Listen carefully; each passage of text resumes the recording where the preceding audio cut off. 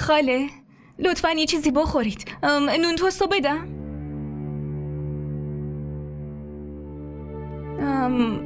املت؟ نه من هیچی نمیخورم.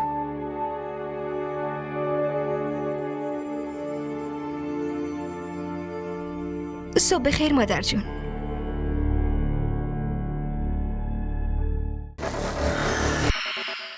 تو بدشانسی منی بهتا. آدم‌ها تلاش میکنن از بدشانسی خلاص بشن، نه اینکه دلتنگش باشن. گیتی اگه با هم باشیم این بدشانسی میتونه تبدیل به خوششانسی بشه.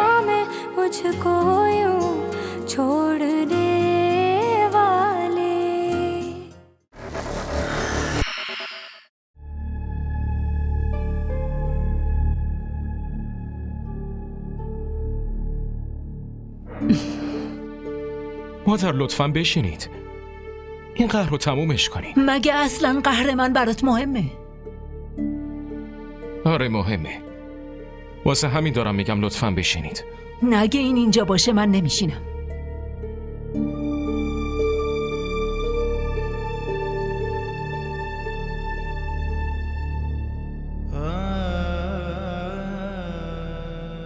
تارا لطفاً تو بشین. صبحانه‌تو بخور.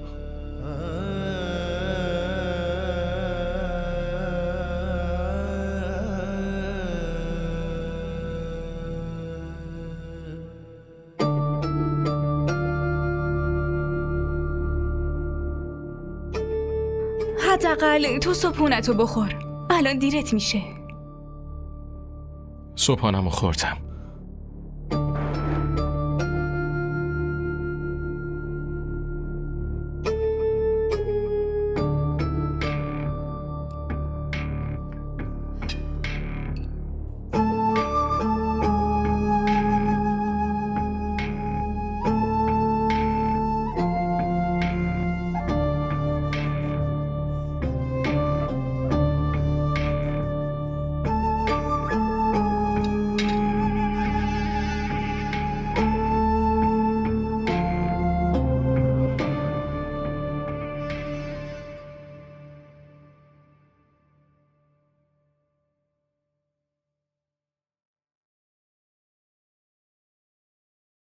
مادر جون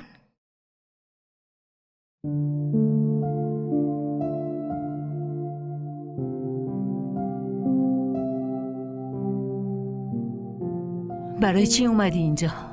مادر جون شما منو خیلی با محبتتون عادت دادین. واسه همین این قهرتون رو نمیتونم تحمل کنم. اگه از من عصبانی هستید پس عصبانیتتون رو خالی کنین. هر چقدر میتونید منو سرزنش کنید اما لطفاً اینجوری ساکت و قهر نباشین. آدمی که عروسی مثل تو داشته باشه مجبور میشه ساکت بمونه. آبجی اصلا گول حرفاشو نخورید و نه گول صورت مظلومش رو. آدم زرنگی مثل اینو تو زندگیم ندیده بودم. این دختر خیلی خوب نقش بازی میکنه. نصرت تو این مسئله دخالت نکن. چطور دخالت نکنم آبجی؟ دختر من داره برای کاری نکردش مجازات میشه، اما با وجود این همه اشتباه بازم داره توی این خونه مثل ملکه ها زندگی میکنه. این کجاش عدالته؟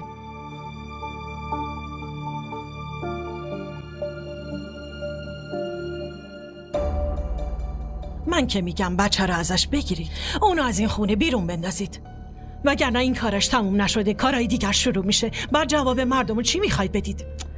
نصرتون تا این حد بد نیست. آبجی شما لیست اشتباهاتش رو فراموش کردید. چرا؟ جای دور بریم. همین کاظم خودمون چطوری بهش تهمت زده بود؟ و اون پسره که همکار آرمان بود، اونو حتی تا این خونه آورده بود.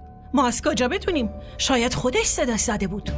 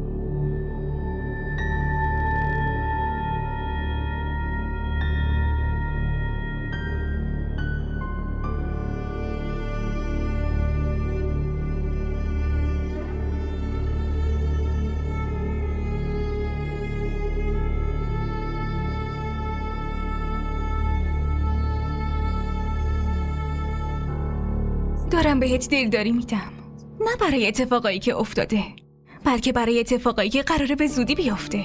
آخه شما چرا همچین کاری میکنی؟ مگه من چه بدی در حقتون کردم؟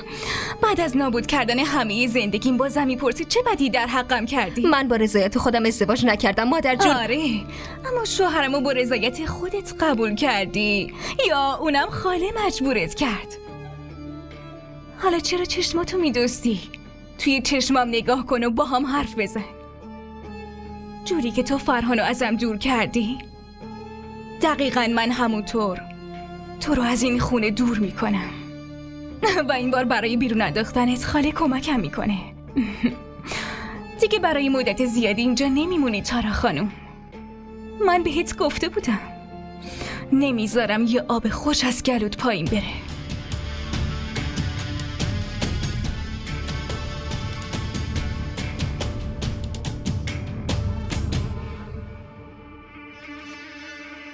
लोग बड़े बेदर्दी रूह में कालक भर दी